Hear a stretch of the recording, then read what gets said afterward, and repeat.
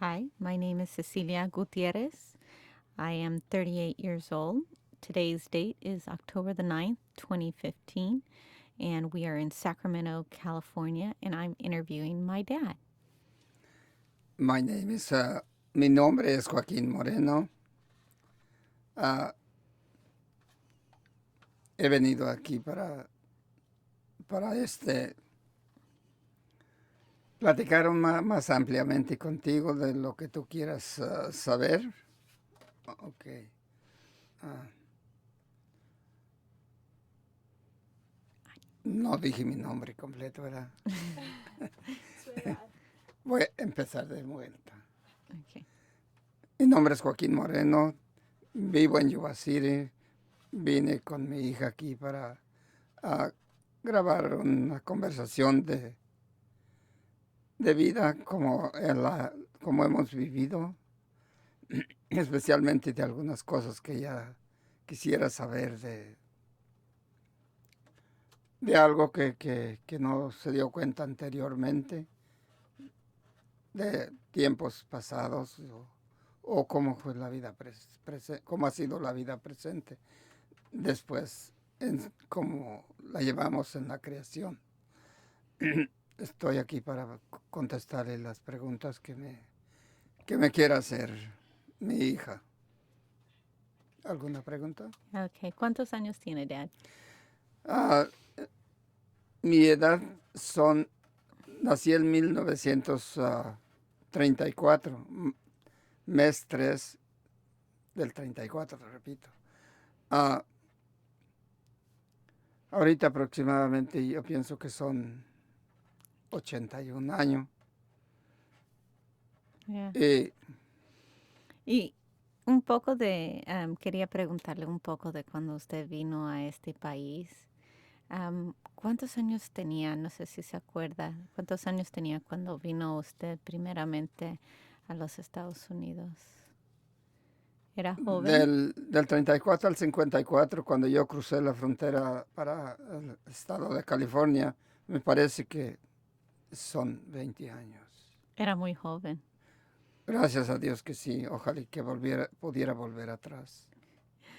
¿Y y cuando usted primero vino a los Estados Unidos, cómo era esa experiencia? La experiencia era alegre y era triste. Llevamos las dos menciones, el- lo bueno y lo malo. Ah, ¿Qué fue lo bueno?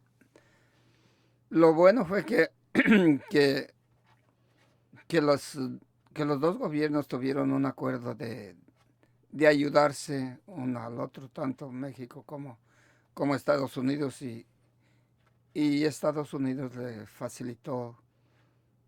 le ofreció trabajos al país mexicano y tuvo, pues digamos la palabra corriente, rentando trabajadores.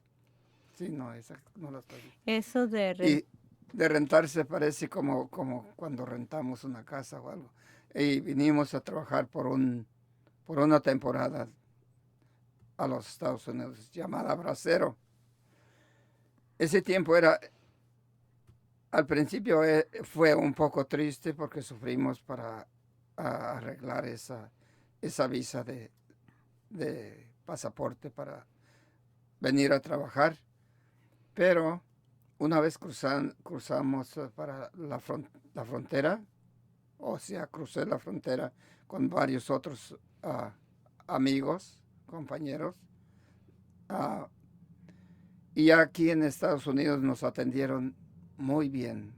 Gracias a Dios que y nos cómo hicieron un examen, sobre todo un examen físico al cruzar la frontera de todo a todo, como se hace el examen cuando uno va a hacer un examen físico aquí. Eh, de ahí nos levantaron los granjeros o algunos de los granjeros que iban a levantar los trabajadores que necesitaban y nos llevaron a los campos agrícolas a trabajar. y ustedes sabían en dónde iban a quedar. No, porque de, del centro del corralón que le nombraban en ese tiempo, donde pasábamos después de examen, de allí iban cada ranchero a seleccionar los trabajadores que iban a necesitar, 100, 200, 300, desde 10 o 5. Entonces nadie sabía a dónde iría a quedar aquí en los Estados Unidos o dónde, con quién vendría a trabajar. Pero sí, ya después ya supimos cuando alguien nos eligió. ¿Y, y, y era lo más en California en donde iban o varios otros lugares? A, a muchos estados, a varios estados de aquí de aquí de Estados Unidos. ¿En qué estados fue usted? Yo estuve solamente en ese año aquí en California, en, en Santana, por primera vez. Primeros 6 meses en Santana, que fue una cosa muy buena para mí, muy maravillosa. Estuve muy a gusto, 6 meses allí. Cuando después de 6 meses o sea, me trasladaron por la Unión de Rancheros al Valle de San Gabriel, a Susa, California, donde pasé la temporada de cerca de 2 años. De ahí estuve movido en el invierno al lince, a la pizca de la naranja, desde luego. En el invierno hay la naranja Mabel que teníamos que trabajar en eso. Casi siempre, todo el tiempo, todos los 800 hombres que estábamos en Azusa éramos trabajadores para una compañía Sunkate, Sun, Sunkate, para, Sunkist. sí, que piscábamos todos naranja, otros limón, pero a mí siempre me tocó andar trabajando en la pizca de la naranja por cerca de 2 años. ¿Y cuánto duró allí con? Aquí, ahí duré cerca de 2 años y me Oh, sí. regresé me quise ir para México otra vez, porque yo ya estaba muy cansado de trabajar. Cuando traen a uno a trabajar es que va a trabajar y, y realmente pues yo aguanté mucho porque otros apenas aguantan 3 meses, pero ya de lo demás a mí no me interesa. Pero yo aguanté casi 2 años y ¿Y cómo los era? trabajos eran muy duros, que no cómo- se los deseo a nadie porque era andar en las escaleras todos los días y escaleras hasta de 24 pies de altura. Algunos de mis compañeros se llegaron a caer y llegaron a ser hospitalizados. ¿Y qué les pasaban a esos? am, Pues tenía que atenderlos la asociación de rancheros, ellos eran responsables. oh, y, y cuando regresó de nuevo, otro lugar en donde Yo viajó? regresé después, después a otro lugar también, como a Arkansas, Oh, en el 1957, después de estar en México. Sí, había una oportunidad en la capital de México ah, para irse uno a ir a agarrar otro certificado para volver a trabajar a los Estados Unidos y me tocó a mí a Monterrey, a un centro de contratación, cuando de ahí me tocó a mí ir al estado de Arkansas. De ese estado de Arkansas trabajé 30 días solamente, porque casi a las 12 de la noche o 1 de la mañana, el calor ahí es a 110, a 120. En esos 30 días que estuve en Arkansas, cada día de los trabajadores locales, ciudadanos de aquí de Estados Unidos, ujú. jovencitas y jovencitos que iban a trabajar junto con nosotros, trabajadores de México, con un poco más de fuerza. Nosotros hemos sido fuertes. Aquí se nos mareaban 3 o 4 cada día de las jovencitas y jovencitos que traían en el asadón limpiando el algodón. Por eso digo, los trabajos de Estados Unidos son fuertes, gracias al mexicano que hemos levantado a este estado. Eh, yo les estuve ahí por 30 años, 30 días y les pedí cambio, porque Ujú. yo dije, aquí me voy a morir, al mirar cómo se mareaban del calor. ¿Y cómo eran las condiciones? ¿Tenían agua o baños, De sombra? agua y baños, sí, siempre fue una condición muy bien revisada por el Estado, porque México les pidió que trataran bien a su gente. Y sí, en realidad yo en donde estuve, me trataron bien. De ahí me dieron el cambio, de Arkansas, me dieron el cambio a Detroit. Ujú. Me llevaron a Detroit a la isla de un lago que está en Michigan State. Hay un lago para cruzar a Canadá y tiene que pasar uno un puente de mar, poco de mar, porque es una isla donde estuvimos ahí también una temporada, no sé si fueron 2 meses o menos, donde se hace mucho wine de cherry. Cada granjero tiene su propia guainería. Ahí fue muy bonito porque ahí, allí sí nos pagaron bien, nos trataron muy bien. Era una chulada andar piscando cherry. Casi lo había hecho hasta por deporte. Es bonito ese trabajo. Es bonito ese trabajo. ¿Y ellos decidían cuánto les iban a A pagar? 25 centavos la cubeta. Ah, Después de ganar $4 en Arkansas al día, que era 50 centavos por hora. Lo mismo se me pasó decirles de acá de Santana, también si trabajábamos por horas, eran 50 centavos el mínimo, nos pagaban. Veníamos haciendo $4 por día, pero siempre nos dieron el pizca de naranja por 14 centavos y 15 centavos la caja de 35 libras. Se volvía atrás de esa cosa.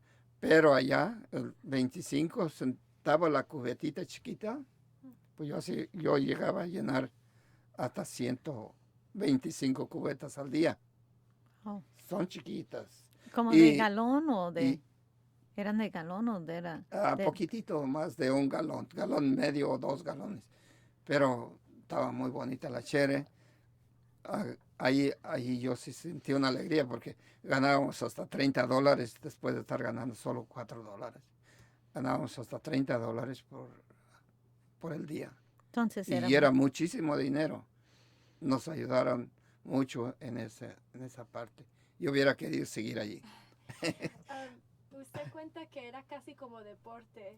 Para mí fue casi deporte allí. Pero nos regresamos atrás a una fábrica, Todco, un pueblito que se llama Todco, Michigan, donde había una empacadora de papa. Entonces fuimos a trabajar. Regresamos para atrás de esas islas, nos sacaron porque ya empezó a llover y nos trajeron a una empacadora de papa ¿En dónde, en qué estado en fue eso? Todco, Michigan, Oh, todavía. no. Adelante, para allá de Chicago, Illinois. Ese, ese empaque tuvimos empacando costales de 10 libras, empacando y limpiando la papa porque ya la tenían almacenada y en costales de 50 libras. Era un poquito más pesado y ganábamos un poquito menos. Ah, fue, fue más pesadito el trabajo, como repito otra vez. Pero antes de eso, a sacarnos de la isla, nos trajeron a un fil de pepino. Ese fil de pepino nos lo dieron a medias. Fíjense cómo ¿Cómo de ahorita ya no medias? dan la pizca a medias. ¿Qué es eso? A medias quiere decir, si piscábamos 300, 400 libras o 1000 libras, era 500 para el ranchero y 500 para nosotros.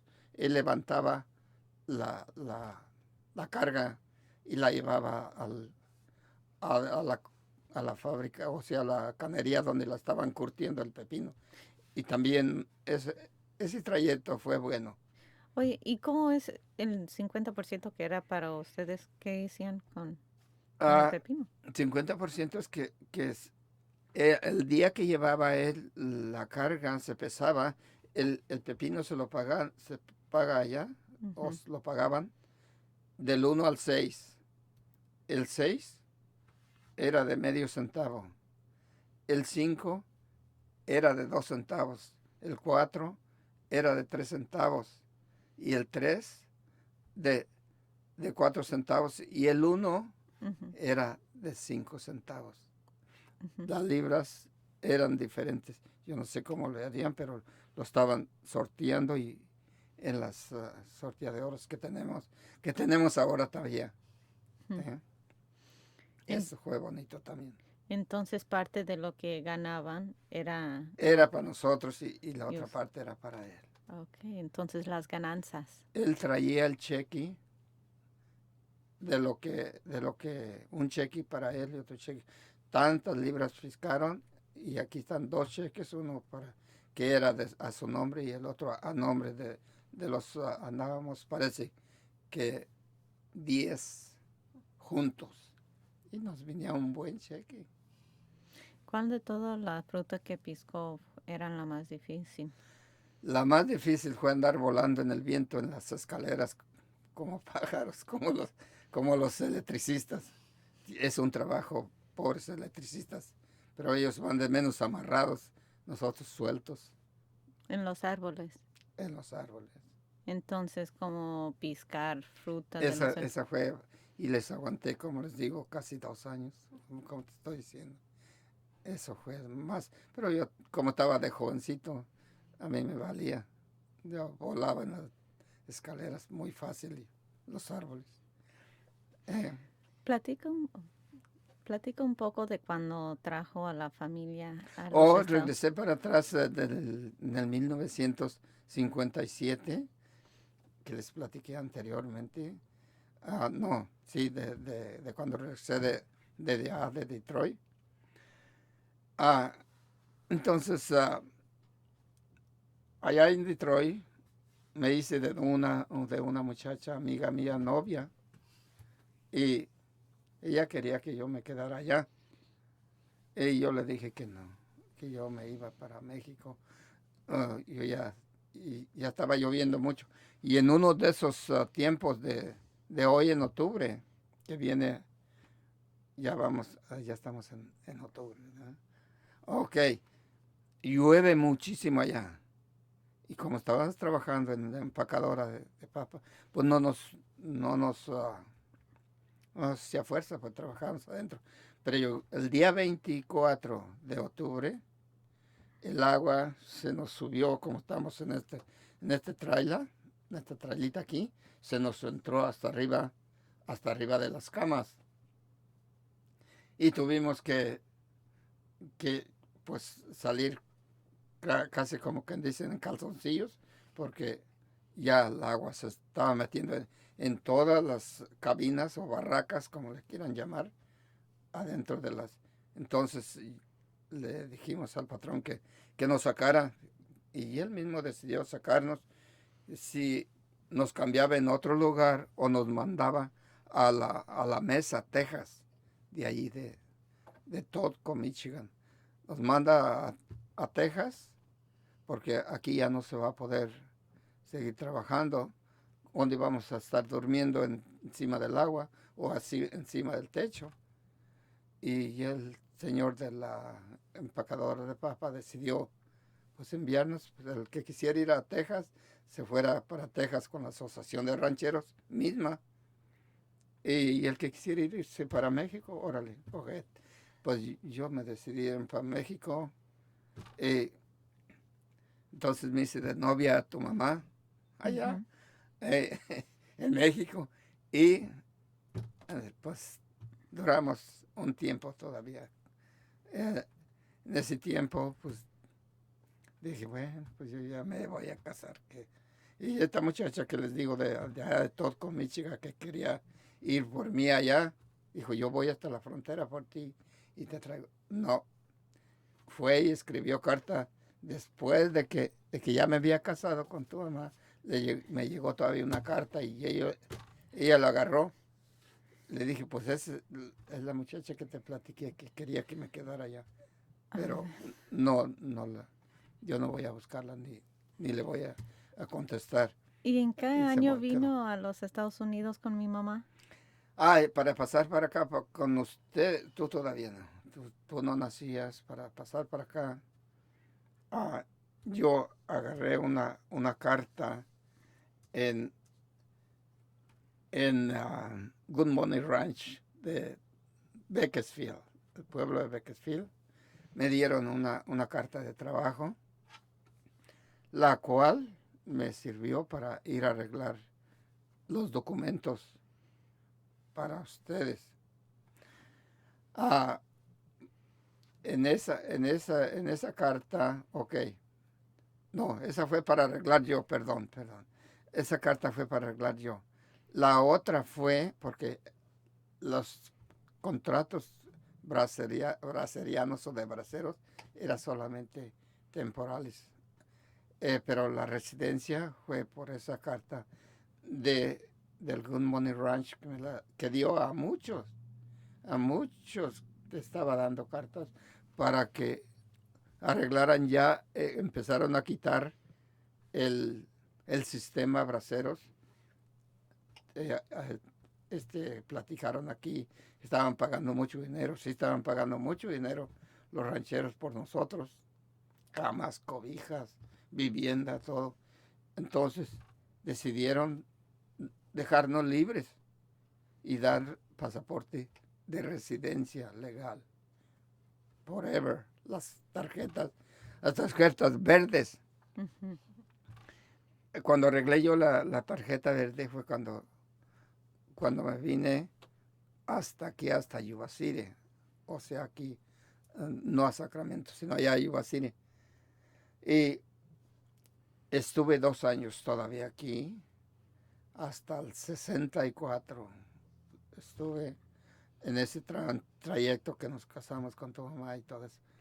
Y me vine el 62 a Yuba City y estuve hasta el 64. Aquí conseguí una casa, renté una casa por $25. Y después de eso, me llevé esa carta para poder arreglar tu mamá ¿Y, y tus 3 hermanos. ¿Y por qué no decidió quedarse en México? ¿Por qué decidió venir a quedarse La acá? decisión de quedarme en México es que ya cuando uno de nosotros vive un tiempecito en los Estados Unidos, es una vida muy diferente. En México la vida es pésima. El sistema de vida de México, si les platico un poquito, se va a quedar grabado. Allá no tienen Medicare. Allá no tenemos seguro social. Allá no tenemos, y ahora ya pusieron, ya tienen seguro social. Allá no tenemos, así no hace ruido. Allá no tenemos el child support, el WIC, ni las estampillas, food stamps. Allá las familias sufren. Muchos de nosotros pensamos, yo me voy a ir para México. Un amigo mío decía aquí cuando yo arreglé, dice, yo ya me voy a ir, ya estoy cansado de trabajar. A México no vas a aguantar ni vas a hacer nada, está muy difícil la vida. Era muy difícil la vida en aquel tiempo y yo creo que hoy todavía. ¿Había trabajos en México? Había trabajo, pero ganábamos solamente 10 pesos mexicanos al día, no a la hora, en todo el día. Sería igual que cuando aquí había oportunidad en ese mismo tiempo de ganar 10 a 12 pesos mexicanos. sería lo mismo que aquí podría ganar uno 20 y 25 dólares cuando el dólar estaba a 8.50. Entonces, muy Entonces, diferente. entonces que era mucha diferencia. Todo el mundo había querido, o sea, quería venir mejor a trabajar en los Estados Unidos que trabajar por 12 pesos o por $1 en México, o sea, por unos 50, supongamos. Es mucha diferencia. Entonces, era muy difícil la vida en México. Hay familias todavía ahorita que no alcanzan ni siquiera para tener tortillas y sal, porque el año.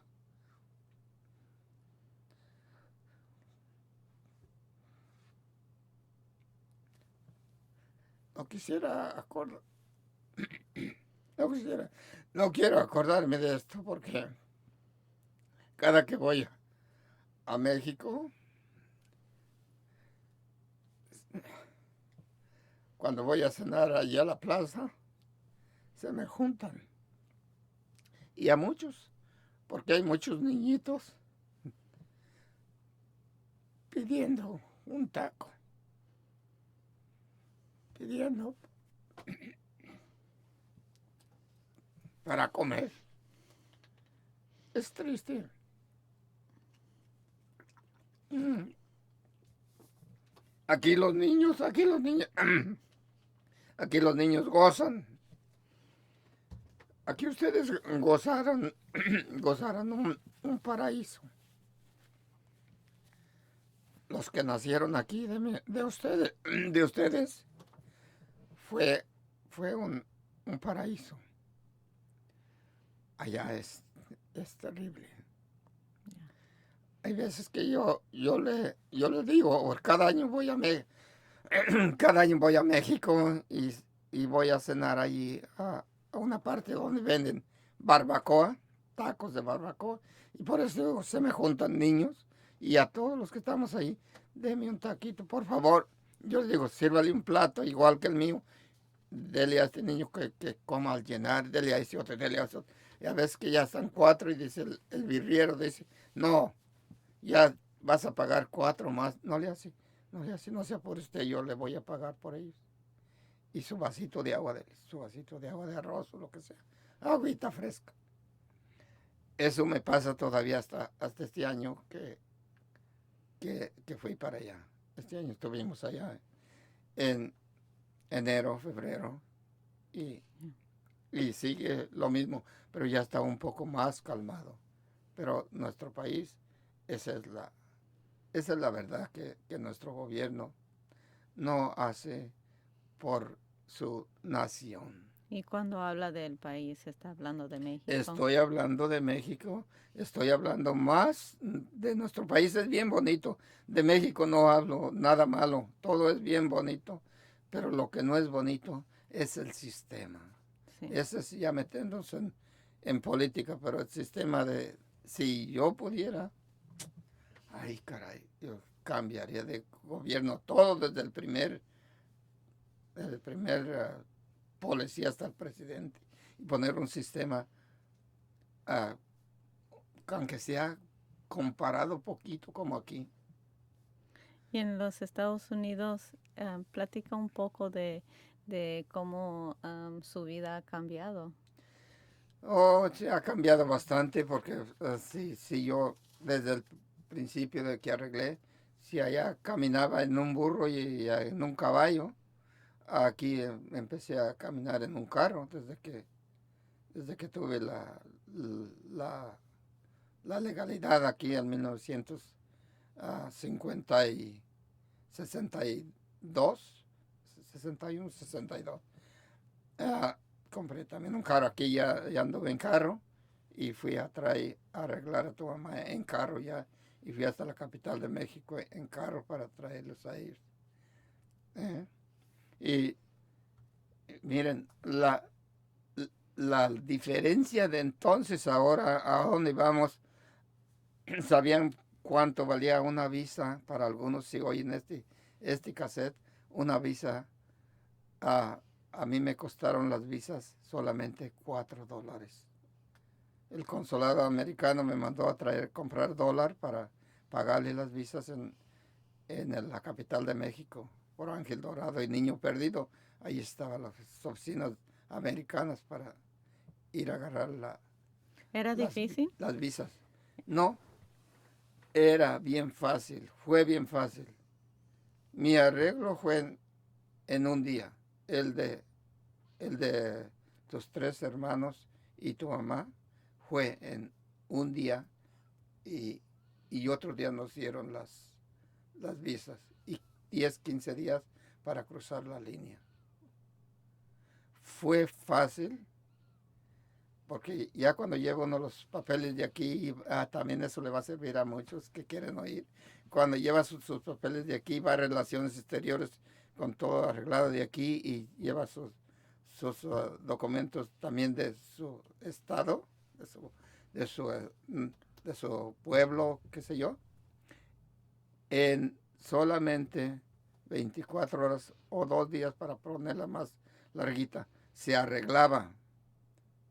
Y ya para pasar para acá, para venirse, tienen 15 días o 10 días, según los que pedía uno, para cruzar Llegar. la frontera, ya legal.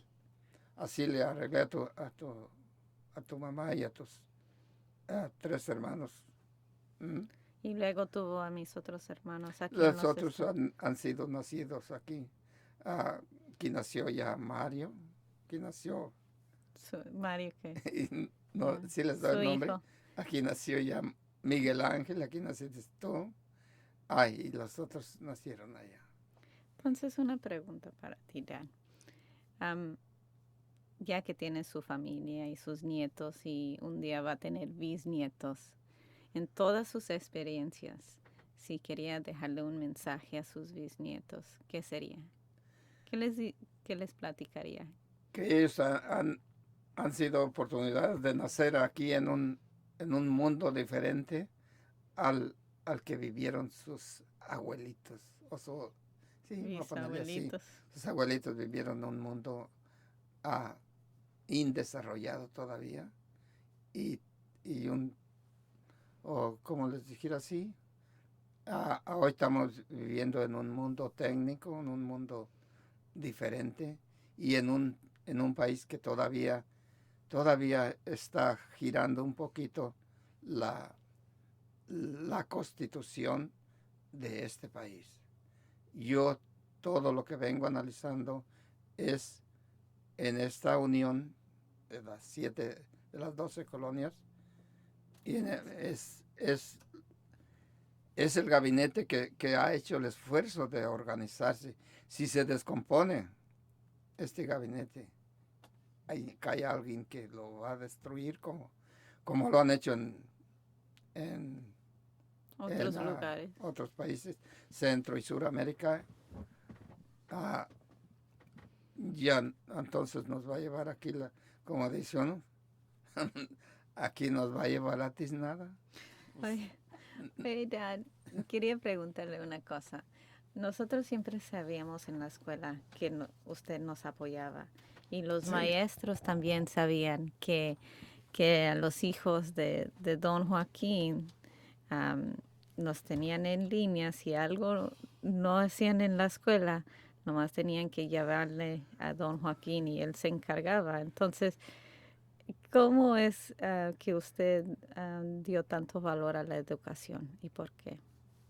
yo estuve un tiempo ayudando a los niños de los migrantes en la escuela, pero era mucha perdedera de tiempo y yo no podía porque eran muchos, ustedes eran muchos niños para soportar yo con mi trabajo. Ok, entonces en la época de la escuela, yo les dije que ya no, y en la centro que ya no podía estar atendiendo y pusieron otro. Ok, el sistema de ese tiempo era mucho mejor que el tiempo de hoy, por eso digo que si se desorganiza, como ya se ha desorganizado la educación de, de estos estados, porque este no es un país, es un continente. Si este continente se desubica, como ya lo desubicaron un poquito, de las escuelas, en ese tiempo, no voy a golpear aquí, ah, sacaron a Dios de las escuelas y metieron al diablo. Ahorita no rige Dios en las escuelas como antes. Ahorita no hacen oración en las escuelas, en las aulas para los niños. Ya. No quieren eso. No me voy a meter muy hondo, pero es una realidad para sus niños de hoy, que que ya están viviendo ustedes. En ese tiempo era una chulada. En la mañana las maestras, ni una maestra empezaba las clases con los niños que no les rezaba primero, que no oraban. Estaban unidos con el clero seguramente. Y es cosa que se está perdiendo fuerza y se está perdiendo la moralidad, hablando de otro tema. Si podemos, hay que decir, en 10 años, oír esta conversación, ¿qué es algo que quieres decirle a tu familia en 10 años o en 20 años? Yo quiero decirles, porque yo ya no voy a estar quizá 3 años ni 5 años. Dios no sabe cuándo me lleve, yo no sé cuándo me lleve Dios, al revés. Pero ya están viviendo un tiempo de que están queriendo las fuerzas de aquí también hacer un solo presidente, una sola religión. Estos están metiéndose muy duro. Hablando por ese tema de ahí, miren, si llegan a vencer, hacer eso de todo el mundo, las naciones, como ya somos Naciones Unidas, una parte, entonces van a pelear, ya está pronosticado que quieren hacer eso y quieren hacer un solo presidente en el mundo y un solo Dios, pero no va a ser 2 presidentes, ni 3, ni un presidente en cada nación, como hemos vivido. Y entonces va a ser, sepa Dios. Yo no puedo decir cómo porque yo no sé. Eso es lo que están tratando. Ahorita nos están invadiendo por todas partes. Lo más grande que nos están invadiendo es por los matrimonios. Ahí voy tantito a aclararles y que para si alguien oye este cassette, los matrimonios ya ahora son parejas. Nos dejaron meter el homosexualismo, los homosexuales dentro de la libertad. Eso es abominable ante los ojos de Dios. Pero es libertad. Dios dejó un libre albedrío. Entonces, ¿qué mensaje quiere darle a los nietos? Les digo que preparen, que tengan cuidado cuando oigan hablar esto. Que los estén invitando, porque ya ahorita, cuando digo que dejaron entrar el diablo a las escuelas, si llegan, no pasan a la secundaria, o sea, a la high school, cuando ya les están ofreciendo la marihuana, la cocaína, el crack y qué tantas cochinadas. Pero, y no les están ofreciendo una moralidad, un encadenamiento de vida en el que podemos vivir todos como una familia, como que somos hijos de un mismo padre, sino empezamos a vivir una vida de... Una última pregunta, Dan. Ya no. Una última pregunta. ¿Qué es su más grande orgullo en la vida? El más grande orgullo en nuestras vidas es conocer quién es nuestro Padre, de dónde venimos y a dónde vamos. Hay mucha gente deslocada en este mundo. no sabe de dónde viene ni sabe a dónde va. Pero a mí no me importa, yo lo que me importa es siempre tratar, que ya tengo desde 1978, 77, tratando de encadenar todos, que se den cuenta que nadie, ni Bush, ni Clinton, ni los Kennedys, ni el que mató tanta gente en Rusia, que era Hitler, hizo esto que vemos y que tenemos en este planeta. Este planeta lo tenemos que organizar nosotros con el poder del que lo hizo. No por nuestras fuerzas, sino poder de la fuerza del que ha fundado este planeta. Y todo lo que ven, ni Hitler lo hizo, ni John Kennedy, ni el primer presidente que mataron. ¿Eh? Ya saben cuál fue el primer presidente, segundo presidente. Ninguno de los inteligentes ha formado este planeta en que vivimos. Y todos deberíamos de ser uno solo, organizados. Viviríamos una vida de reyes, de un paraíso. Pero ya no hay de eso. No hay entendimiento. Ahí es donde digo, en las educaciones, metieron al diablo y sacaron al Creador de nosotros, al Padre. Ya, es una cosa. Okay. Gracias por su tiempo, Dad, y gracias por la entrevista. Me quedé a medias.